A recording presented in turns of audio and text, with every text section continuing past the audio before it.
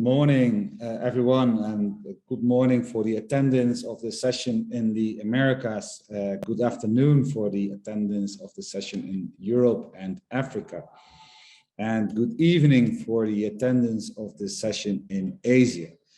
My name is Joel Brownen, and I'm the country manager of Solidaridad in Colombia, based in Bogota. Today, I will be the moderator of this session, in which we will discuss how ICT solutions can support the implementation of due diligence legislation in the last mile of agro supply chains. I would like to introduce first the panelists of our session today. And our first speaker will be Felipe Carazo from Costa Rica. Felipe Carazo is currently the head of public sector engagement at the Tropical Forest Alliance, which is an initiative housed by the World Economic Forum. He brings more than 20 years of experience developing and overseeing programs and initiatives addressing policy, governance, financial instruments, among others. And his work has included overseeing a vast portfolio of programs and projects across the globe. Our second speaker will be Martina Spinach from the US.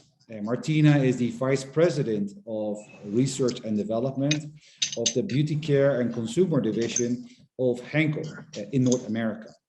She brings over 30 years of experience in research and development in the beauty and laundry and home care R&D for the company Henkel, and is a passionate person about delivering new products and benefits to consumers. Our third panelist is Niels Wieler from the Netherlands. Niels is the CEO and founder of Diligence. He's an expert on satellite-based forest agriculture, carbon and water monitoring solutions with his team at Diligence. He helps different supply chain stakeholders turn commodity risk into an opportunity. And Niels has a study background in forestry and geoinformation science. Our fourth panelist is Jose Pardo from Colombia. Jose is the Director of Strategic Alliances for the Grupo Oleoflores, one of the main palm oil producers in Colombia. Oleoflores works with more than 36 associations that congregate more than 1,600 farmers recognized as strategic partners. And our last speaker is Rosemary Adeko from Ghana. Rosemary is the program manager for NISCOPS, a program that is being implemented in Ghana. And she's been working with Solidaridad since 2010. She's a very passionate person about smallholders and the use of ICT. So let's start with a short overview of the proposed mandatory legislation initiatives in Germany and the EU for corporate due diligence in global supply chains. Felipe, you're working for Tropical Forest Alliance, and you're very active in ensuring that the legislation is applicable across agro supply chains. Can you provide us a first overview of what we're talking about? Hello, Joel, and hello to everyone. Pleasure to be here today. Yes, I'll provide a brief overview of the context around which these regulations are being discussed. Let's make a reference first that the German regulation has already been approved, was approved and came into it was even published within the German approval process last summer, and will come into effect in January 23rd. Well, it has a two-step approach in terms of coming into effect. First, in January 2023, companies that have a relatively big size, 3,000 plus employees, will have to abide under this regulation. And then on January 24th for smaller companies. The German exercise or the German experience, it's one of the many instruments that make this bigger compound of regulatory framework dynamics that the EU is trying, the European Union is trying to move forward to tackle deforestation, building from the communication that the European Union developed or generated in 2019. This communication is extremely important because although now the attention is focused on these regulatory framework discussions, as I mentioned, the German piece already approved and the EU regulatory framework under discussion, we should not lose sight of the importance of the cohesive approach, what we in TFA call the smart mix of measures, as to make sure that these regulations can really become a conduit for appropriate integration between producers and consumers. The communication tackles or frames 5 key points, right? Reducing the footprint of the EU consumption. This is basically to be achieved through regulatory frameworks. There's 4 other components that complement this element, which is partnership with producer countries, the strengthening international cooperation and redirecting finance, and also supporting the availability and quality of information, which I highlighted in black because it's of importance for the topic of this session. So what I want you to understand is that although there's a lot of attention on the regulatory framework, this is one piece of many that need to be developed. And I think that to the extent possible, technology, it's seen as a conduit, as a mechanism to really accelerate the development and put in practice of all these components in a holistic manner, we might be able to achieve the intended purpose. Next slide, Nancy, please, if you can.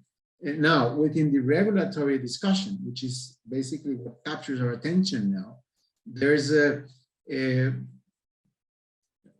lot of elements. I'm going to focus on the EU regulatory discussion. As I mentioned, part of the discussion builds from experiences such as the German supply chain regulation that came into practice. Important for you to be aware, the scope of the regulatory framework. How comprehensive this would be. It's tackling several commodities, but there's still a discussion on how far they should go, especially with added value products linked to these commodities. This represents an enormous challenge for producer countries, and it's important to have that in mind. Then, secondly, there's a heavy component on due diligence. This is basically a regulation to make sure that the footprint of the EU of this market can really be diminished. Again, the communication has an integral proposal to go beyond that, because one thing is to avoid importing deforestation to the European Union. The other one, another thing is to make sure that the deforestation doesn't take place. The risk of leakages to other emerging markets is there. But we should understand how important it is to have good implementable due diligence in place. The proposal speaks about a cutoff date of December 31st, 2020, as a way of starting to measure the deforestation impact. And it's important to have in mind. Now, within the scope of the regulation, next slide, please, Nancy, there's many topics that are being discussed as we move forward. This represents an enormous challenge. I just want to flag, I already mentioned scope, right, with commodities, but also in terms of how far the regulatory approach can go into the financial sector, as to make sure that finance policies get considered or affected by the regulatory framework. The issue of other ecosystems, so that it's not only linked to deforestation of tropical forests, but also, mangroves and savannas and valuable ecosystems, so that we don't have leakages within different geographies. And then once you go into the regulation, you have more complex issues There's a lot of debate on the criteria that needs to be used. For example, the definition of deforestation, the FAO definition gets cited, how applicable this is within other contexts, and how you make sure that you have a robust set of definitions, of parameters that can make sure this is an applicable regulatory framework. When you go into the more complex elements of risk management, you identify that there is a need of managing information to have an effective system in place. The regulation taps into a benchmarking system currently developed at a national level, which is quite broad, but with an opportunity to try to focus more on jurisdictional levels. That will depend on how much information and capacity exists to put together a risk management scheme that it's applicable at that level. I'm highlighting this because I think the use of information, of digital technologies, can become a real instrument to showcase that we could go deeper into the risk assessment approach. Next to the benchmarking, there's an important element. There's a package of issues related to due diligence processes, due diligence statements and obligations for corporations. But let me focus on one that I think is extremely important and linked to this benchmarking system, which is the geolocalization component. Basically, there's going to be an enormous push for traceability through the through the regulatory framework, and this poses many challenges. Primarily, the issue of assuring that you can go all the way to the ground. The purpose of this event, how do we are able to cover that last mile, but how do you do that in a way that you don't alienate smallholders?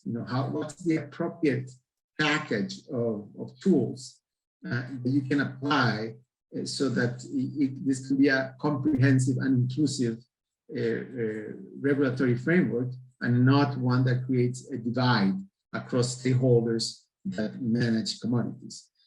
I would conclude saying that there's an enormous push to make sure that this regulatory framework goes hand in hand to the second component of the communication, which is producer partnerships, so that you can have the appropriate schemes and instruments to really foster incentives within the engagement of stakeholders that are leading the way, that are being proactive at the producer level. We don't want the regulatory framework, or it's not intended within the approach for the regulatory framework to create a trade barrier. It's the other way around. How can we create an ambitious but yet feasible framework that allows us to mainstream deforestation, human rights, deforestation for human rights issues within the scope of the regulation? I'll leave it there. This provides an interesting framework for the discussion of our experts, and happy to jump into details in our panel discussion. Over to you, Jared. Thank you so much, Felipe, for this very useful and resourceful overview of this due diligence legislation that is coming up. And as you mentioned, I think there's a few things that are interesting to pick up, and in terms of the inclusivity of that legislation, and also the implementation, specifically in the last mile. And as this is already something that is under development, there are also companies already, let's say, working in this space and have very good experience already in that area. So I would like to turn to Martina. And Martina, you have been working at Henkel specifically on the use of ICT in the last mile, and then also not only from a due diligence perspective, also creating impact, results for the company, but basically for everyone in the supply chain. Can you give us a bit more background on how the company deals with it?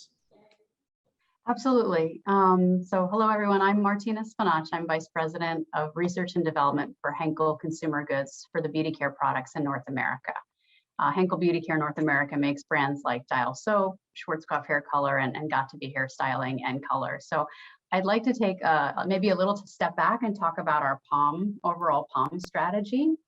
So again, I appreciate the invitation from you, Joel, to participate in this panel, to share our strategy and to talk about how we're taking this kind of all the way to the end, to providing tools that would then be able to provide traceability. So, at Henkel, we've been focused on ensuring sustainability in our palm oil supply for many years. Our goal is to make sure that the ingredients in our products are made from either sustainable palm or palm kernel oil.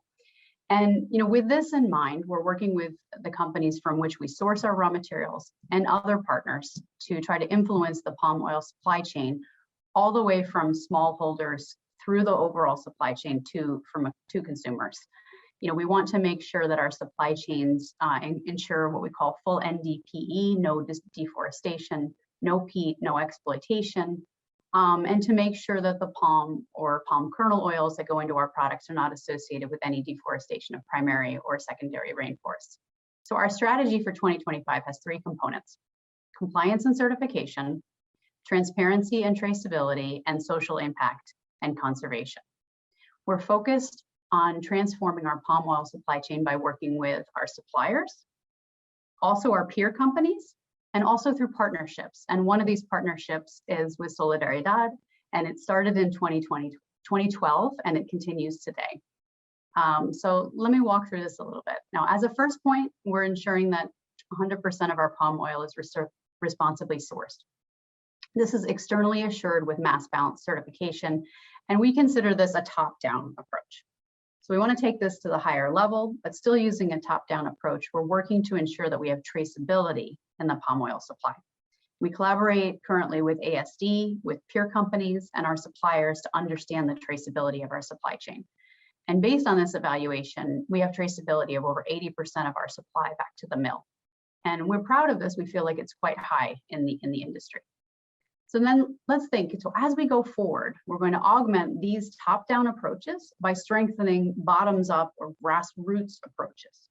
And with these grassroots approaches, we're focused directly on the smallholders, improving their livelihood while also ensuring nature conservation. And in order to support the farmers' livelihoods, we've been partnering with Solidaridad on various projects over the last 10 years. We've sponsored projects across a variety of different countries: Colombia, Ghana, Honduras, Indonesia, Mexico, Nicaragua, and Nigeria over this past 10 years. And through these projects, we're hoping to contribute to the increased availability of sustainable palm oil, but also enabling smallholders to certify their crops, to increase their productivity, and to improve their livelihoods in order to drive the United Nations Sustainable Development Goals. We just started a new project, a new partnership with Solidaridad in Colombia, which we're very excited about, and it's focused on providing tools and education to farmers in Colombia, the smallholders in Colombia, which can then be used to provide traceability of sustainable palm from those smallholders all the way through the supply chain in Colombia. So we're starting from the beginning with Solidaridad. We're starting from the beginning of the supply chain, which is the smallholders, helping to educate them on sustainable farming tools and providing them tools which can then create traceability in that supply chain. And the program includes auditing so that we know at the farm level what is happening. Through that program, they can be certified for SPO. The project will provide traceability from these smallholder farms all the way to the refining plant for the oils, and then to the bar soap production, which produces bar soap, which is called Dial Bar Soap. So through this, we're creating traceability from farm to bar. We call this the Farm to Bar project. And this is a very unique project which can show the feasibility of the use of ICT tools in this sort of limited ecosystem, within Colombia, from smallholder to oil processing through bar soap production. And we're looking forward to seeing how the enhancements of this project and using it to learn about the potential to scale this future. So we consider this a lighthouse project. We hope to learn from it and replicate it in other regions, again, and with other commodities. So at Henkel, we believe that projects like this are going to contribute to the overall sustainability purpose for our company, which is to create transformational impact for the good of generations. So thank you very much. I'll pass it on now. Thank you so much, Martina. And that was a very rich and very helpful overview of what you do as a company. I feel it's very pioneering what you do at the moment. And I think that's also providing a lot of learnings as well for later scaling as well, as this will become much broader as well in the future. So we will really looking forward to hear more also from your companies in the near future, what the results and impact that has coming up. So thank you for that. So one of the key topics under this proposed legislation for corporate due diligence is deforestation. Niels, you have been a pioneer in the use of satellite data for monitoring producers, specifically in the last mile of supply chains. Can you give us an example on how you do that? How to use these data for, let's say, for specifically in terms of action, interventions or improvements? Absolutely. Thanks for having us. So a little bit about us as Intelligence. We help you make better sourcing and investment decisions, and we do that using satellite data, machine learning, and supply chain data, using the satellites to tackle risk such as deforestation, indeed. Not only for palm, but for many other commodities as well, such as cocoa, etc. And we work with a lot of growers and traders, and I think in this discussion that is very important. More on that later. Around the world, basically. But I'll show some examples from Indonesia, actually, and also the partnerships with for example, Solidaridad, Google and others. Double Rise is very important. Also from the scientific part from Wageningen University, for example. So if we talk about the EU due diligence procedure requirements as just published, then there's two things that are very important if we talk about ICT. First one, geo-coordinates. So the geolocation of all the production areas, the farms, the concessions. Secondly, the risk assessment, which EU says use satellite imagery and positioning for checking of compliance. So as I show, we are already working with a lot of corporates and other organizations. And when you talk about geolocation, I think many people are worried, saying, "Oh, all those smallholders, it's a super huge task. We can never do that." But I'm very hopeful because if you look, for example, at cocoa in West Africa, already a lot of GPS work is being done by local government agencies, by fast-moving consumer good brands, and by other stakeholders using GPS on the ground to walk the boundaries of the farm.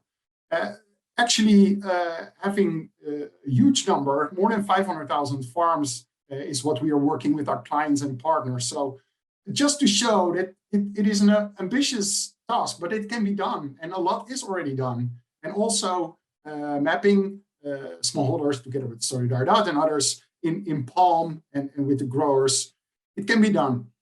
It is done. And the second part is, what can we do with the satellite monitoring? Well, we have now coverage over many areas around the world, very frequent information, very affordable information to check where is the forest, where is it disappearing.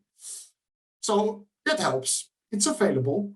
And another thing which is very important is to put it all in context. We need to know the traceability, who is providing to who is sourcing from whom. And also there is where ICT can help. So that's three parts. One critical thing is that if we talk about forests, we have to be very clear what forest is and why.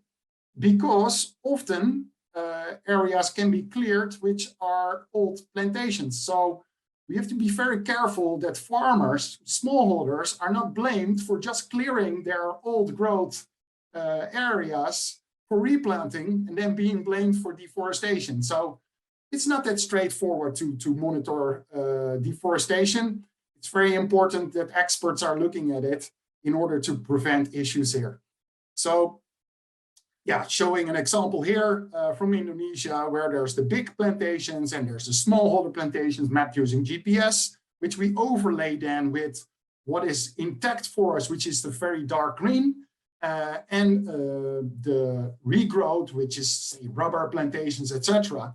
And then this data analysis shows that actually all the smallholders here, they're not clearing the forest, they're clearing the rubber for palm, etc. And having these drivers right, that will be crucial if we talk about the due diligence follow-up. And that's enabled by ICT.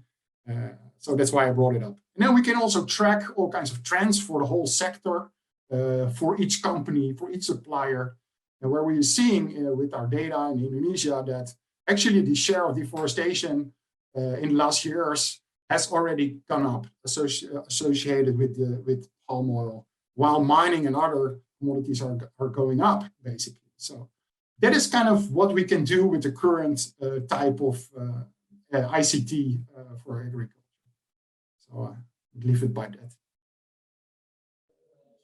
Thank you, Niels, and I think that also, you bring to the table a lot of, I think, useful insights, particularly if you go with, driving ICT as a solution for the legislation and giving back, let's say, I think also data on what are the trends and how that evolves. And also say what you already mentioned, not necessarily to put the blame necessarily on the smallholders, but rather understand them better and also they're better to craft your intervention in order to drive further down, let's say, these deforestation rates, for example, what you mentioned here in the case of Indonesia.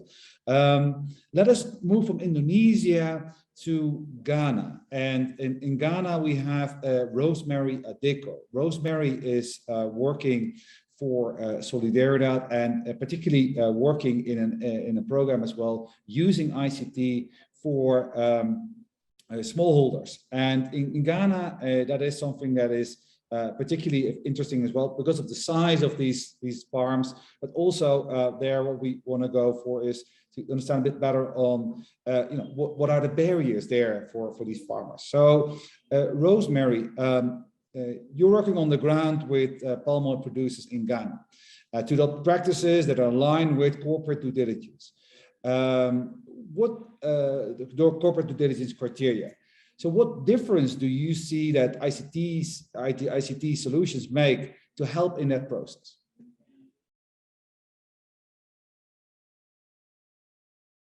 Yeah, thank you, Joel. My name is Rosemary Adeko. I work for Solidaridad West Africa. I've been working for Solidaridad for the last 12 years, and I manage one of the oil palm programs. Oil palm and cocoa are major drivers of deforestation in Ghana. And so in Ghana, cocoa and oil palm corporates are interested to know the source of raw materials. They want deforestation-free cocoa beans and fresh fruit bunches.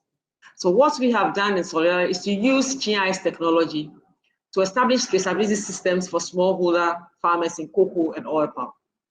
So farms of every smallholder beneficiary of our cocoa and oil palm programs can be located on Google Map.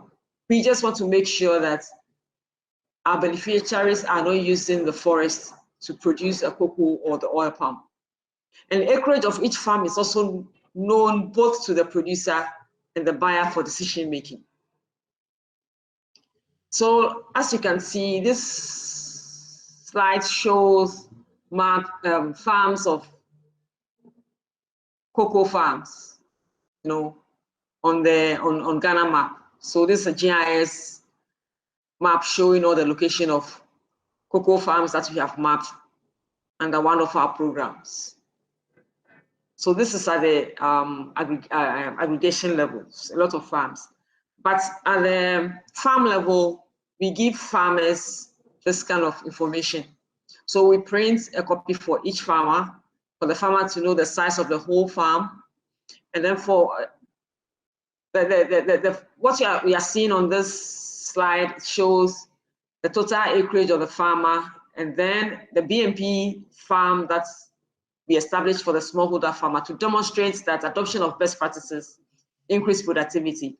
And then the other side, the orange one, shows the reference farm. So that one is business as usual, just for the farmer to compare the productivity from the two farms. And so thank you for that, Rosemary, as a first glimpse of your work there on the ground. So for African producers, what do you consider as the main bottleneck for the use of ICT solutions? Almost all farms are based in the rural areas, and we have limited infrastructure to support deployment of ICT solutions. And also, because of high literacy rates, it's difficult for farmers to really adopt ICT solutions very fast. There's also limited use of smartphones, and so sometimes we adopt the use of IVR messages to the farmers, record it and then deploy it so that farmers can listen to it and act. And also there's high cost of data. But we believe that with time, when the use of mobile phones and the penetration of mobile phones becomes so high, when we have almost everybody using it, then the cost of data will really reduce, and then more farmers can use ICT tools to solve production problems. Okay, and if we look at, let's say, let's go a bit more into the perspective of the producer themselves, right? So how do you ensure that the solution that you develop for producers fit their needs? So. As we believe that we need to involve users in development of our ICT solutions. So what we do is, once we identify a problem, based on our years of experience working with the producers or actors in the chain, we engage them to validate that this is really a problem, not that we are sitting down, we are imagining things. So once they agree that it's really a problem, we collaborate with them, we get input from them to find a solution to the problem. And so once we all agree on the ICT solution to the problem, a prototype is developed with input from the users. Once we have the prototype, a field test is conducted to assess the viability of the prototype and also to solicit feedback from the users. Once this is done, we deploy a revised prototype and monitor performance with selected users, very few of them from selected growing areas do that. And then over a period of time, maybe 3 months, we evaluate the performance by collecting feedback from the users.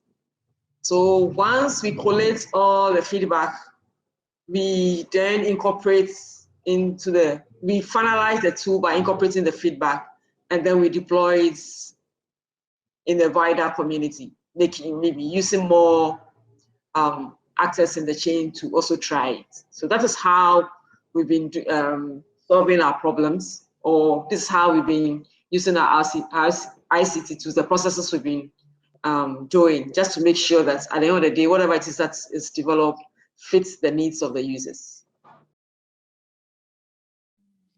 So user-centric solutions, so that's a key issue there. Anything else you would like to add there?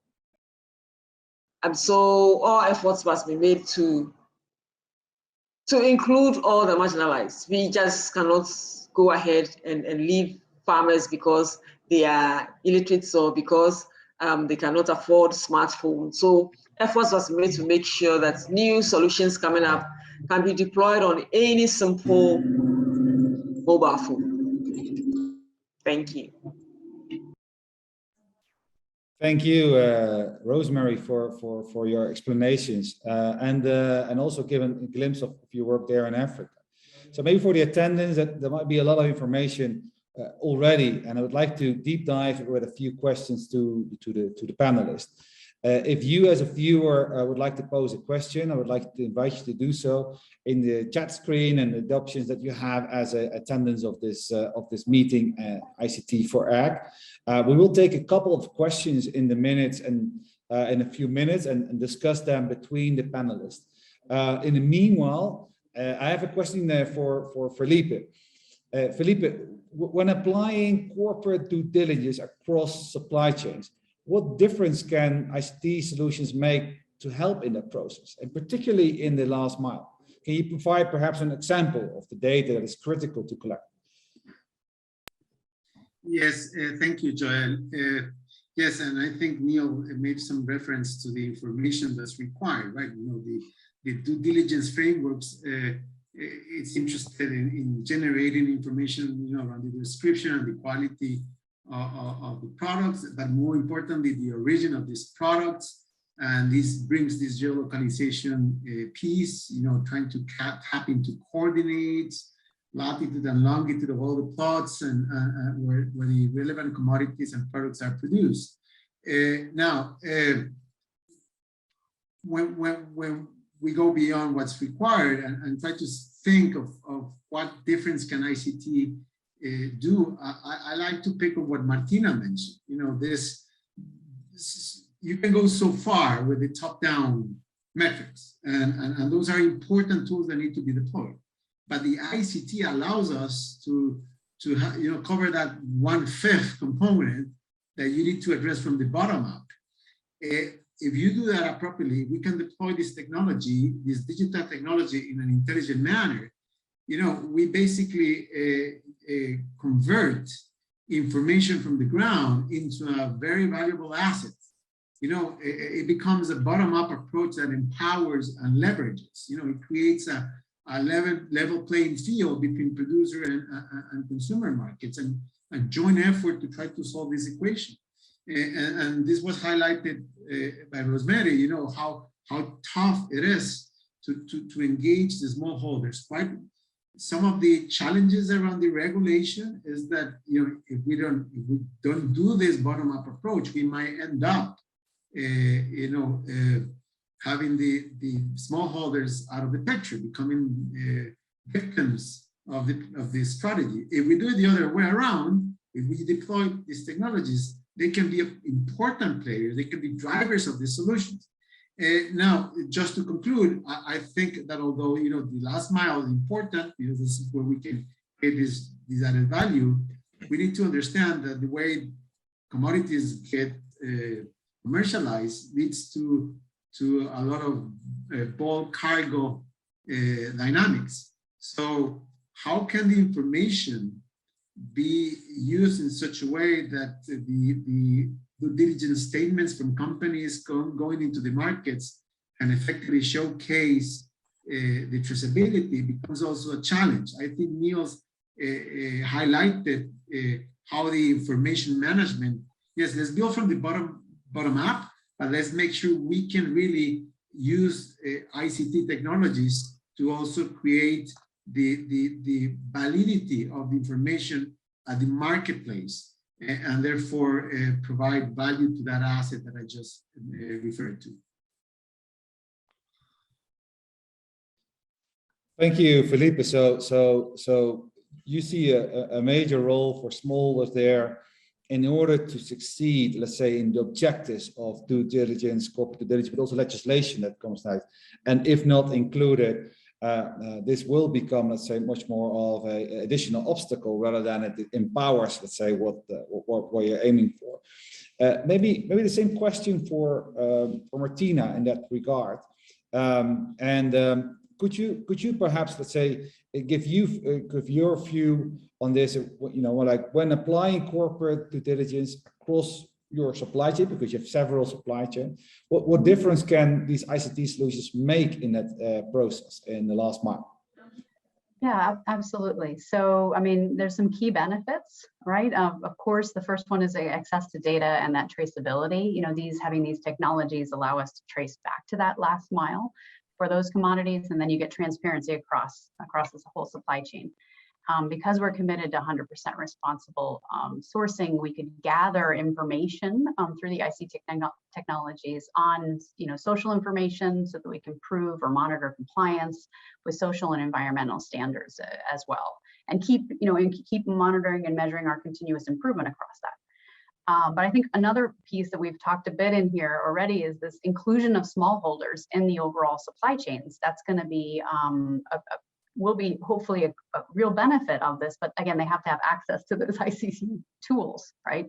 But we're committed to supporting the smallholders, and it's not just to support them socially, but also to get them access to those supply chains, because again, that gives them access to relevant markets for their goods. So that's the farm to bar project that I discussed earlier is like a lighthouse project that gives us the opportunity to prove that we can link smallholder to, all the way through to the supply chain to the end product.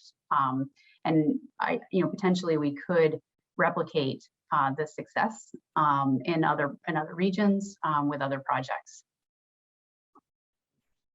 That sounds very promising, Martina. And I think, talking about smallholders, I did an introduction. It gave as well a brief overview of one of the people that have not been talking yet in the panel, which is Jose Pardo.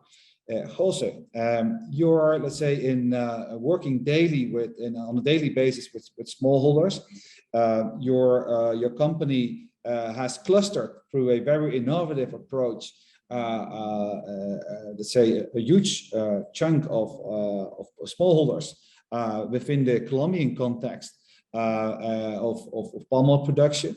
And can you provide, perhaps, we talked a bit already about some of the barriers. Can you provide like an example of what you see as the main bottlenecks for the use of ICT solutions in the last mile? And how do you think that can be addressed from your perspective? Okay, thank you, Joel. Good morning. My name is Jose Pardo. I work with Oleoflores Group, who is a group who work with a smallholder in Colombia in the palm oil sector.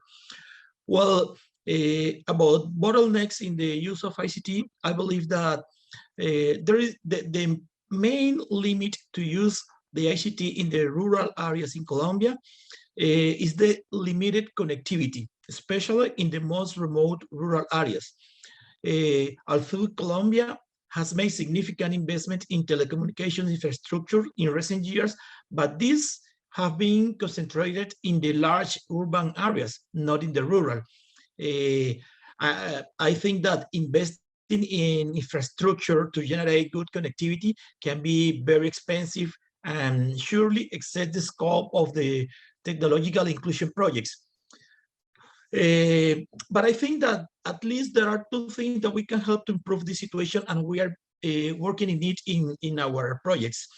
First of all, the digital tools are designed to be used by rural producers, most including offline functionality. Yeah, I mean, the smallholders should be able to interact with the digital tools even without connection.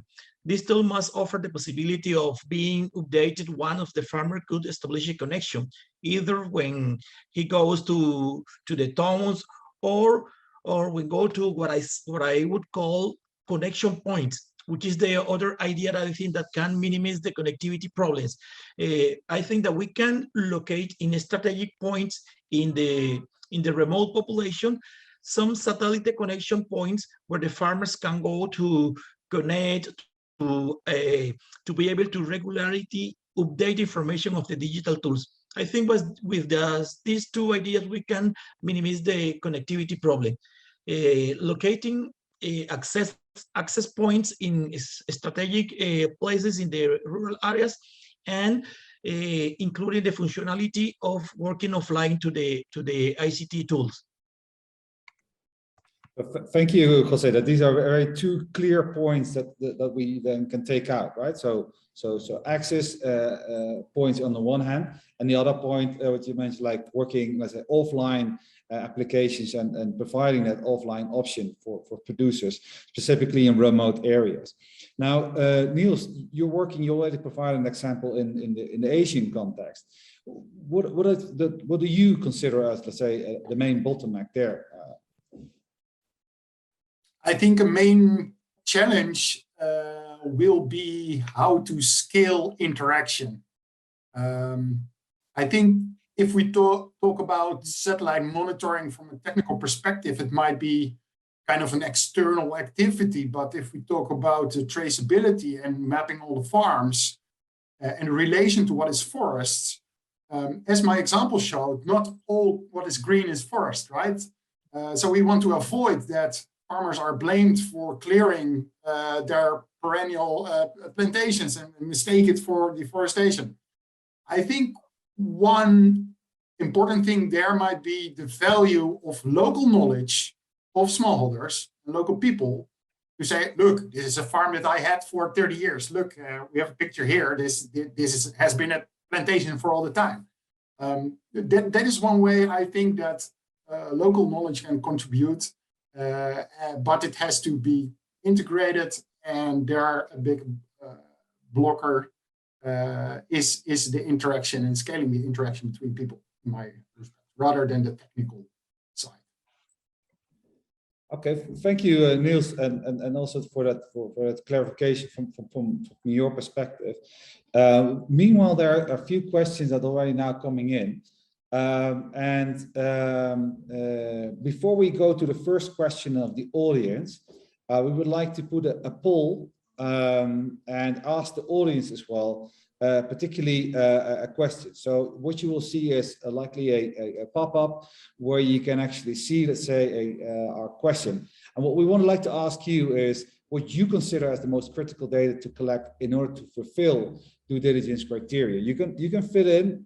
Meanwhile, we go to the first question, and I would like to go to the question for Niels. There's one question that comes in from Abdoulaye Dia, and he asked, our resolution of free available satellite data permit a real-time production forecast for tiny smallholder farming plots of rice, groundnuts, or cotton? I'm not sure if we understood correctly your question, but let's say, Niels, what can you give as a feedback to Abdoulaye? Fortunately, the technical developments are going relatively very fast.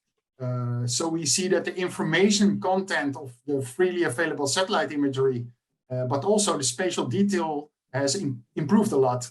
We're now working with 10-meter resolution, which is much better, much more feasible to monitor smaller plantations, but it remains a big challenge. So when we're seeing now that, for example, Norway, the NICFI program is working with Planet on providing 3 to 5 meter resolution data, that also helps.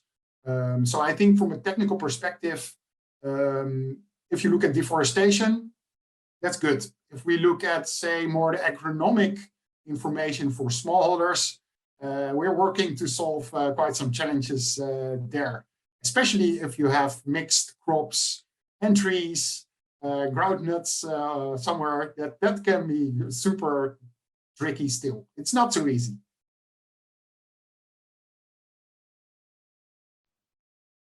Thank you, Niels, for that specific question. And let us ask, let's provide as well, let's say, some more time for more questions. Meanwhile, I would like to ask a question to Jose, and particularly, let's say, on in terms of how do you generate value for farmers by collecting this data? So digitizing the last mile is important here. So putting into the hands of these farmers these tools, enabling them to use them by teaching them as well the skills, the digital skill set to do so, providing the infrastructure. But with the data itself, Jose, what suggestion can you give in terms of turning that data into benefits for the farmers themselves? How can they use that information also for their good and also perhaps for compliance reasons? You're mute, Jose. Sorry. I believe that the greatest value that the digital tools provide to the producer is that of being able to make faster and better decisions at all levels in terms of productivity, sustainability, good practices, financial aspects. For this reason, I believe that in the first phases of the implementation of the ICT tools, there must be a strong training to the smallholders to guarantee the adoption of the tool and the interpretation of the data for making decisions that have a positive impact in their productive activities. I think this is the greatest value, because if you can collect data, the farmer can use the ITC tool, but if you don't analyze the data and you don't take better decision for your production, you are not optimizing the using of the tool. I think that we have to do, especially in the first phases of the implementation, is strong training for the massholder. We have to guarantee that the adoption of the tool is integrated, and that the smallholders can interpret the data and can take better decisions for his productive activities. Thank you, Jose. And I think that that's a critical point as well. Like data as such, they're not value if you're not able to use them in a proper way, right? So both, up in the supply chain, up, let's say downstream, but also, let's say, for the initial producer that provide that data as well. So I think it's a crucial element there to consider. Maybe for another question for Martina. Martina, can you provide us an example of how ICT solutions have increased the results and impacts in your supply chain? And maybe you can highlight a bit of the work you've already have been doing in the past years with the company. Okay, thank you. Yeah, I mean, our supply chains are really complex, right? So there's a lot of actors involved coming all the way from the farm into the products, and there's a lot of distance between the smallholders and our production sites or Henkel. So to be able to prove compliance, we have to get that data from the smallholders, and then every actor in the supply chain has to be involved and has to utilize these technologies. Otherwise, the information isn't going to flow. And I think that's why the farm to bar is actually kind of a unique, it's an interesting project, but it's in a sense, but it's also a little bit limited, right? So it's within a specific ecosystem. We almost have this like perfect ecosystem where you have the smallholders, you have Oleo Flores as the oil producer, and we have the bar soap producer, all within this sort of area. And so then we can prove feasibility on this somewhat limited ecosystem of a project. And I think, again, like I said, this is a good way to do that, prove the feasibility, and then see if we can scale it further across what I would consider to be more complicated or even longer supply chains. Thank you, Martina. And maybe the same question for Felipe. What do you consider, let's say, as maybe you have already provided an example on how that ICT solutions have provided, let's say, meaningful insights for, let's say, due diligence, and also perhaps for legislators as well, that they understand like what role ICT solutions can play in that regard. Yes, thank you, Joel. I think that's a great question, because actually I think there is a need to step up and demonstrate how the use of technology it's really a way of putting into practice this regulation. We have to understand that the regulation hasn't been approved at the EU level. It has many forces. You can have communities basically trying to water down the regulation and continue the status quo. So if we can demonstrate, and especially coming from producer countries, that there are cases and there's tools and there's energy to address this challenge setting, but create an opportunity out of it, that would be positive. Of course, there are examples. There are, you see Tony Chocolonely experience where their business model is basically built around impact, and they have their bean tracker tool, that it's a successful case. But the challenge with the regulation is that we want to really mainstream this within the system, and this requires a different combination. I would say, if I go to what Jose mentioned, we do need open source technology there for producers, for smallholders to be in a position to exponentially get engaged into the dynamic. But it's not enough. As Niels mentioned, you have to have quality cross control. You have to go into those more, focused approaches so that the traceability can play out and add up. So this is where the space for alliances come in.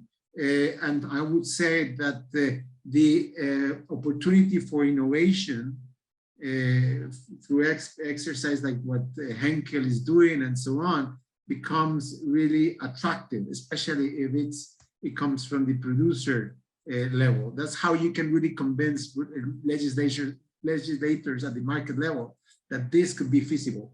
We have to aim for ambition, but also feasibility. Thank you, Felipe, and I think that's also a nice way to go to the closing of the session. Before we go there, I would like to just show the result of the poll, where we ask you, let's say, to highlight what you consider as most critical data there. I think traceability comes up here, which is interesting, because actually that's also the link, you know, between the producers and the markets as such, right? So I think that also applies very well here in the discussion. Now, maybe to round up this session, and what we have here a bit are a few things, and we would like to go back to what we see as, you know, a key insight that we want to give back. On the one hand, in terms of how can we increase the results and impact of these solutions for the users. So users, what I mean is not only the producers, but also the companies as such. So I think we heard a bit about training and about the skill set for the producers themselves in the last mile, in order them to make use of those data for their own farms, for their own business management of what they do on the ground. But on the other hand as well, we have heard about the cross analysis that we have to make between different sources of information, and what already was also mentioned, using, for example, ground data combined with satellite data, and how do you use that, particularly, for example, to a specific area, or it could be also, let's say, for a supply chain. I think that it comes back a bit on the and you know, it depends on your business model, where Felipe already highlighted a few companies that already, let's say, use, let's say, this very in a very integrated way, and have good results, not only from a sourcing perspective, but also from a commercial or a marketing perspective. So it goes beyond just, let's say, the compliance perspective.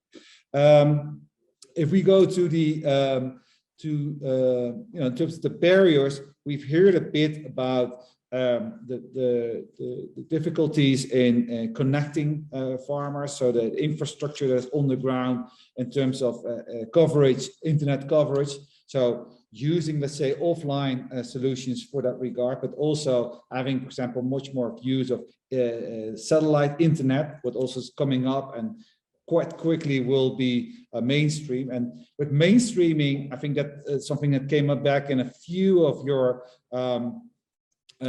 responses, that mainstreaming will become key if we want to make this you know, this legislation on a wider scale, and that means more cost-effective solutions that are affordable for the last mile, but also cost-effective solutions that not only cost that are seen as a cost, but also generate value for the other supply chain partners, and in terms of reducing risks, in terms of more efficiency within the supply chain. So I think also that's something that will come back in the challenge of mainstreaming this, especially with such a landmark legislation, what comes up in the next few years, and will also become a key topic, I think, within the discussion on the different supply chain forum. Maybe the last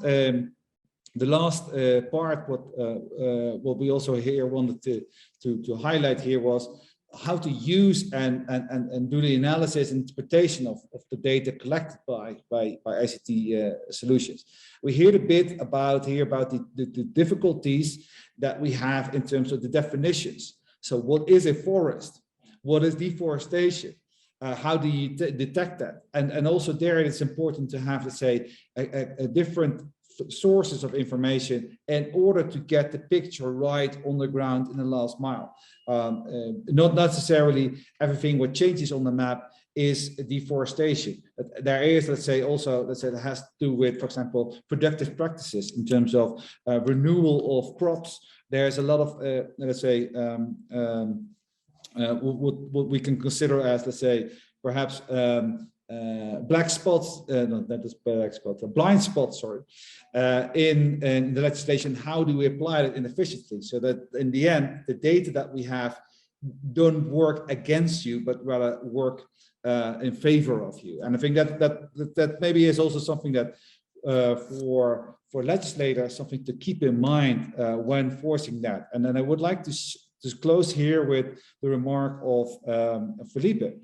That alliances here are a key block here too. Alliances should go across the supply chain, meaning that you have, let's say, the different processing companies and the consumer goods companies aligned with the suppliers, but also, let's say, with the very last mile of their supply chain, and using, let's say, the insights of companies that have, let's say, very, I would say, an added value in terms of the data that they can provide. I think we can come a long way so far, but that also is something that needs to be mainstreamed in the coming years. So mainstreaming alliances. I hope we will see a lot of more of examples like Henkel is doing currently in the future, also with other types of agro commodities that we're sourcing from areas which are, let's say, under this monitoring of this new legislation. So I would like to thank everyone for their participation, the panelists in particular, but also the attendants for joining us today in this session. This session will be available later on as well if you would like to review the discussions or the presentations, and also the names and any questions that are still there can be asked to our panelists at a later stage. So thank you for that, and it was a pleasure to have you in this session.